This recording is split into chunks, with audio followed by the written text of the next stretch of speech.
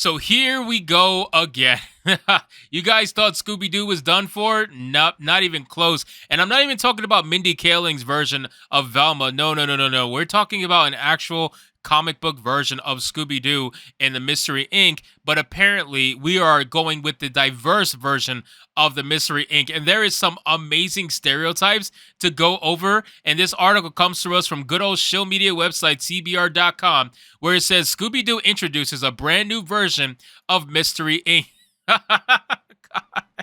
Just looking at the pictures between the two, you already know this is going to be a good video. So before we get into the article, guys, of course, consider giving this video a like so you can push us out into the YouTube algorithm, and consider subscribing because we're fighting our way to 18,000 subscribers. So as you guys can see from the still shot here, you have the initial Scooby-Doo gang on the right, and then you have the wokeified Scooby-Doo gang.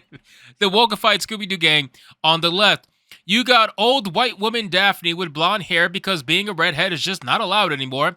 You got Pablo, aka Fred, who has been race swapped into a Hispanic-style male. You, of course, have Mindy Kaling in comic book form, where they have to keep the whole Indian Velma thing going, so they kept that going.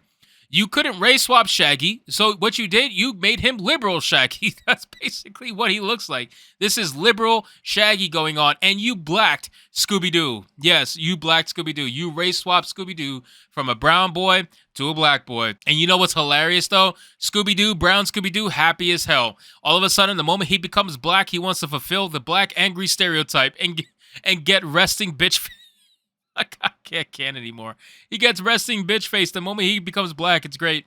It says a preview for DC's The Batman and Scooby-Doo Mysteries number 8 introduces a new version of Mystery Incorporated, The Wraith Wranglers. The Batman and Scooby-Doo Mysteries number 8 comes from writers Sholey Fish, illustrator Eric Owen, and letterer Seda Temofonte. A preview for the issue provided by DC's Mystery Inc. learn of a new Gotham-based group of mystery solvers, the Wraith Wranglers. Much to Mystery Incorporated's surprise, Robin informs the team that the Wraith Wranglers have become Batman's new team of ghost-busting partners. A statement that seems to cut Fred, Velma, Daphne, Shaggy, and Scooby-Doo deep, as the Batman and Scooby-Doo mysteries have largely revolved around the Dark Knight working with the Crystal Cove-based group to unmask monsters and villains. So, unfortunately, Batman has decided to say, sorry guys, you've been replaced by our diversity hires. That's essentially what's going on. You're no longer needed, guys, on the right. We have our diversity hires on the left.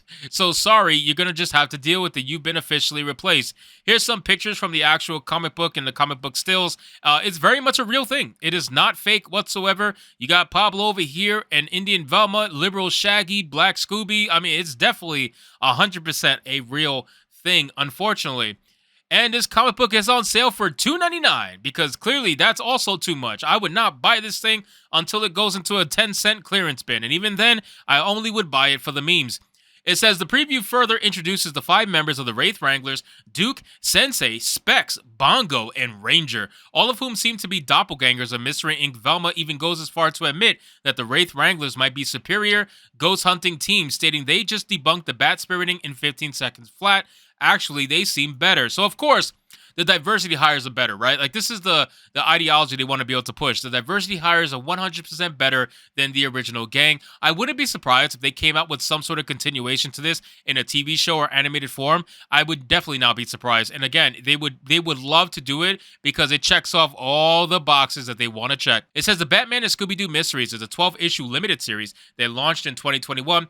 Previous issues of the series have seen the Cape Crusader work with the Mystery Inc. to investigate the Court of Owls, work with Batwoman on a case, and more. The Batman and the Scooby-Doo Mysteries number 2 also see Daphne briefly become Batgirl for a time, while the solicit text for the Batman and Scooby-Doo Mysteries 9, which releases June 13, 2023, hints that Batman is about to create a new Scooby signal. The synopsis reads, Crystal Cove is proud of their tenacious teens and want to be able to call upon Mystery Inc. at a moment's notice. You never know when a real estate developer in a mask will be causing trouble. Inspired by Gotham's most famous method of communication, they invite Commissioner Gordon and Batman to the unveiling of the town's new Scooby signal. Now again, guys, this is why the American comic book industry is in the gutter. It's because they're doing stuff like this. They're doing things that they know people are not going to actually want, but they do it anyway because it's supposed to be great for diversity.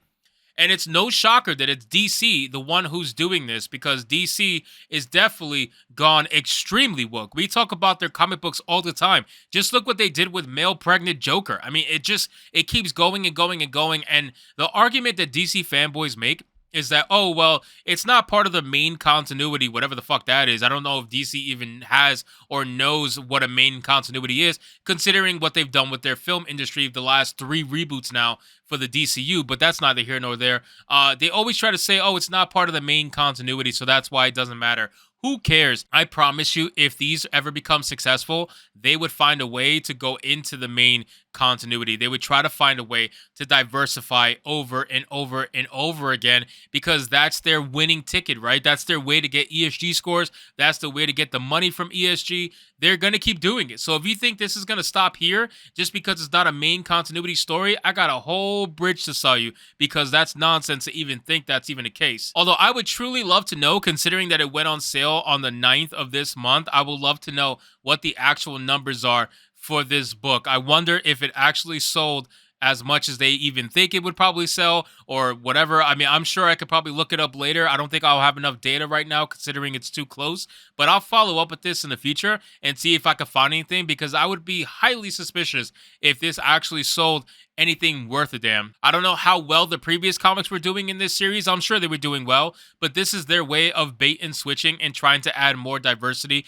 into a comic book line that didn't necessarily have it in the first place. Now they're trying to do it. So if you thought TV shows were the only reason you had to deal with woke Velma and woke Scooby-Doo, well, guess what? Now it's in the comic books, and it's only going to be a matter of time before it becomes the new norm. So anyway, guys, thank you so much for watching this video. I hope you did enjoy it. If you did, consider leaving me a subscribe. I would greatly appreciate it. Don't forget to like the video, comment, let me know what you thought, and I'll see you guys on the next one. Hypnotic out.